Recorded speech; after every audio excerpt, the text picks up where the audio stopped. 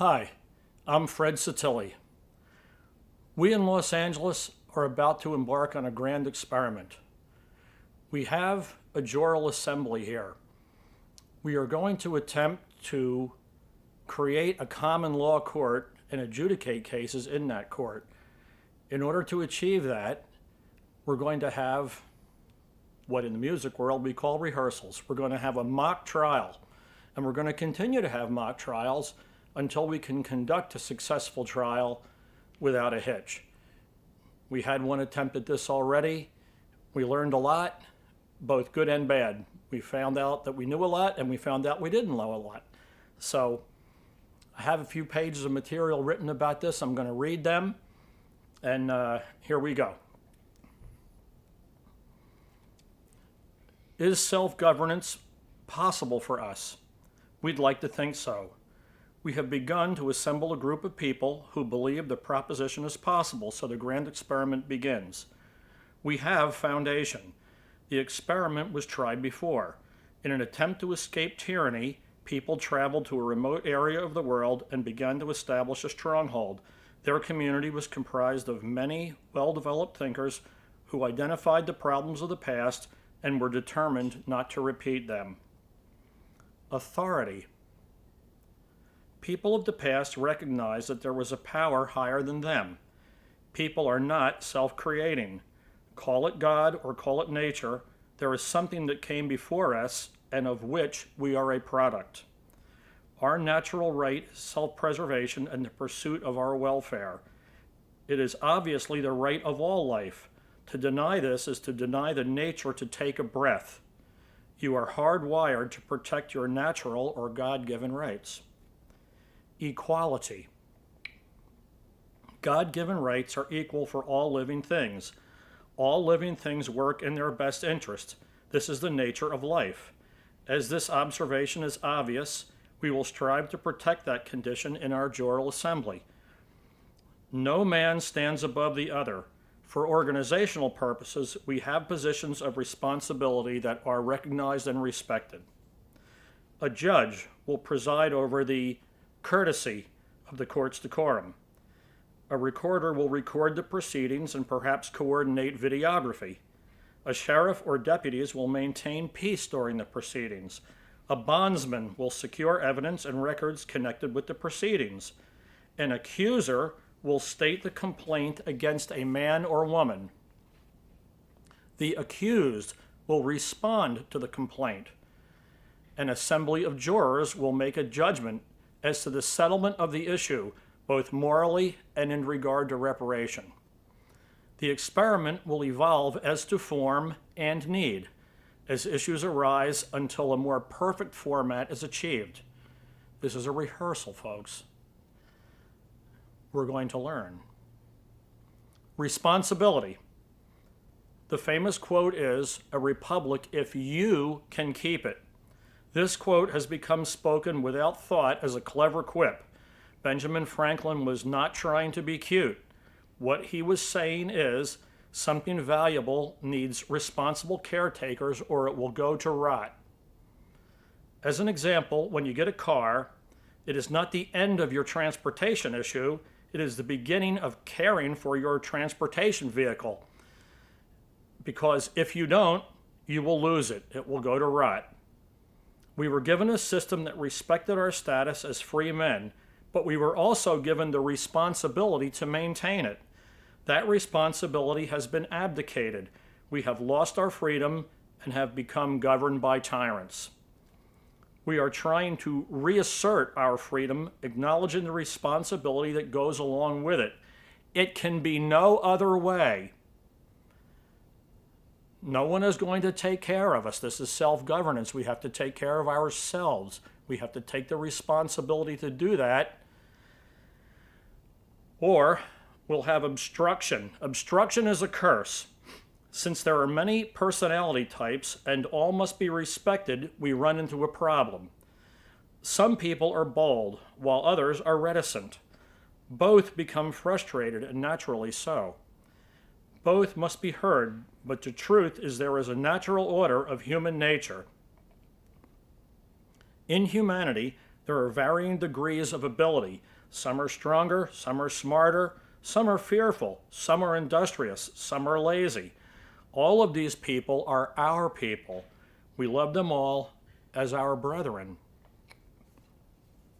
Is our society one of courage and industry? Is our society one of fear and reticence? We're going to find out. I ask myself, what is our nature? My observation is that we are a people of courage and exploration. My observation is that the paper shuffling problem. My observation is that the majority of us are bold and generous nurturers. My observation is that there are a few of us who are so fearful that they feel they must dominate the rest, either passively or aggressively, for fear of having their own shortcomings recognized. I do not wish to live in a society that is dominated by fear. I pray to find that we are not plagued by obstruction. I believe that paralysis by analysis is a great enemy in today's culture. The bold move forward, taking responsibility for their actions, while the reticent are left to wallow in perpetual stagnation, ultimately dominated by the malevolent, who quickly rise to fill the void of leadership. And that is what has happened. So how do we proceed? At the county level, we will send an invitation to the people in our county to assemble for a mock trial. People who have corrected their status as free men on the land in LA County will be invited to demonstrate their desire to have a free society with the necessary responsibility therein. They will be invited to the grand experiment.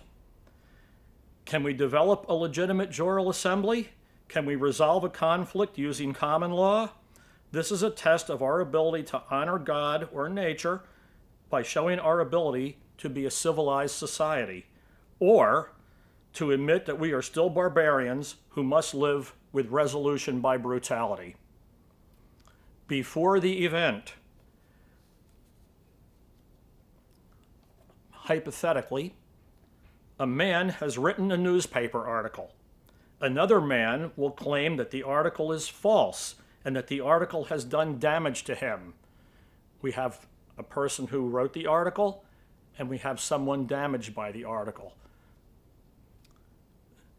Just to be very, very clear, the common law issue that the article has borne, the common law issue is that the article has borne false witness. And soon I will read the article, and we're going to go over that.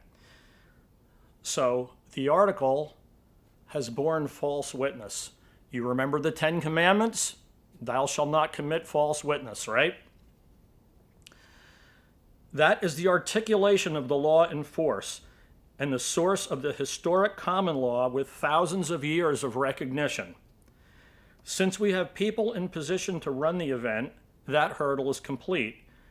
What we will need are 2 volunteers to act as the accuser and the accused. It will be the responsibility of these 2 individuals to prepare for the case. This will take preparation. They must arrive ready for a compelling presentation.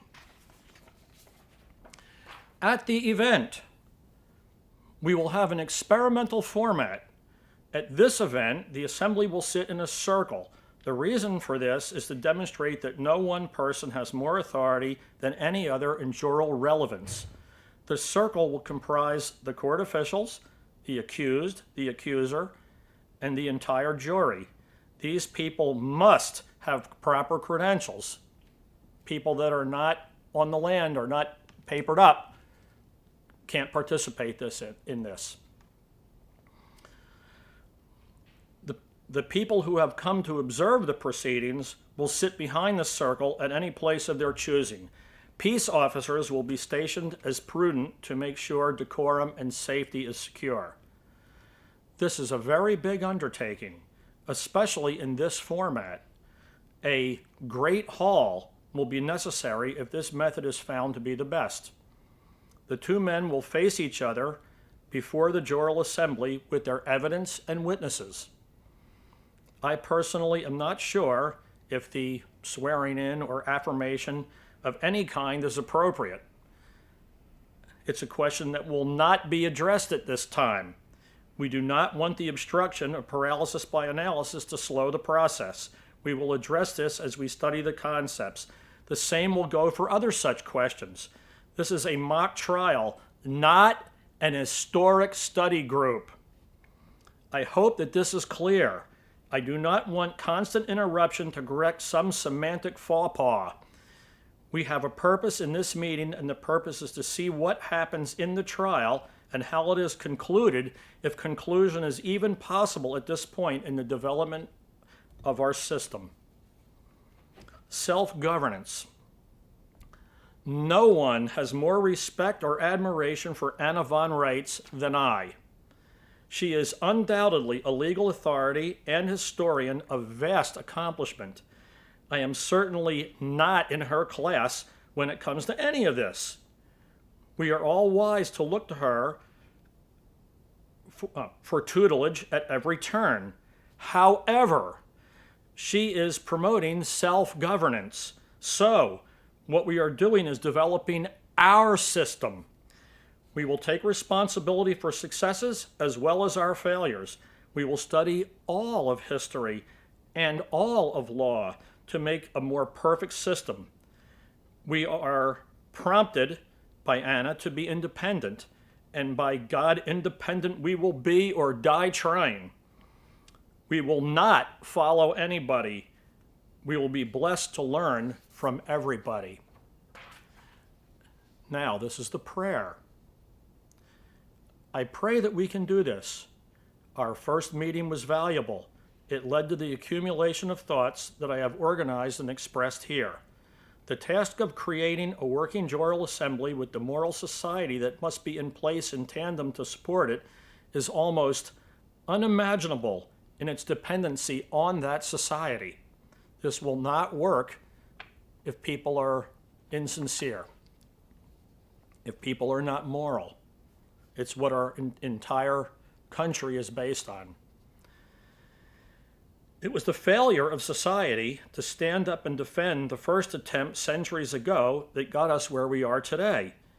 We must not only create our assembly, we must maintain it or repeat history and lose it again.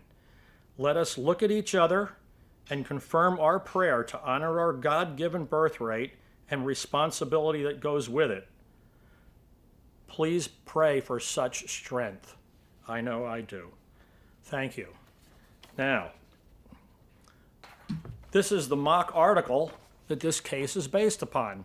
In this situation, an article appeared in the New York Times, and it was written by a man. And the man in the false story, in the mock story here, is named David Sullivan. Just selected arbitrarily. Just arbitrarily selected a name. There's no real David Sullivan. Right? And this did not appear in the real New York Times. So here we go. The headline is, Construction Fraud Rampant in Los Angeles, by David Sullivan. Clients in Los Angeles County were defrauded when home improvement contractor Robert Johnson built garages, home extension, or sheds on property without the state mandated permits for construction on wildlife refuge land. Mr. Johnson got construction permits from Los Angeles County for the projects over the past 10 years and assured his clients that they were proceeding lawfully. During inspections by the state of California, the homeowners were informed that Mr. Johnson had not considered the wetland areas designated as migratory sanctuaries by the state and proceeded defrauding the clients. His blatant disregard for compliance with law will result in damage in the form of state government fines to the responsible homeowners. In his defense, Mr. Johnson pointed out that there are no wetlands within miles of the urban area and no migratory birds. He stated that he had been working in the urban area for the last 30 years and has never had this issue despite hundreds of such projects in which he was always careful to acquire permits for his work. He stated that the state had no reason to fine the homeowners or incriminate him as willfully committing fraud. Unnamed sources told the New York Times that Mr. Johnson had gambling problems, and others mentioned that he may have had substance abuse problems as well. The question we are all asking is, can we allow men with deep vices to run rampant over the rights of homeowners to get supposedly professional home improvement without having to consult legal counsel before starting their projects? Even though Mr. Johnson was licensed, bonded, and insured, it seems that he found a way around government protections to cheat his clients, as so many contractors do. Looks like another black eye for small business in America. Now, that's the faux article. And that article is chock full of unsubstantiated claims and conjecture and bias of all kind. Mr. Johnson is accusing David Sullivan of misrepresenting the situation and causing harm. And he and Mr. Sullivan were unable to come to an agreement, talking to each other, so they're bringing the case to our common law court to be conducted in a mock trial. We need a man or a woman to be each one of these characters. Obviously, if you're a woman, you can assume a woman's name. If the woman is the accuser or the accused. Okay, so the purpose of this video is to request those two people, because until we have them, we have no reason to have a mock trial because we don't have a case. It doesn't do us any good to prepare a place or a time without people prepared to present this case. So let's share this video, find two people that are interested in doing this job, let us know, and we will proceed to create our courtroom. Thanks very much. If you have any questions, I'm Fred Satilli. My phone number is 310-469-4996. You can call me with your questions, but let's make the questions about the mock trial and not faux pas of speech or historic precedents or any kind of thing like that. We're trying to find out if we can conduct a trial. So, thanks very much for indulging me, and I hope to hear from you soon.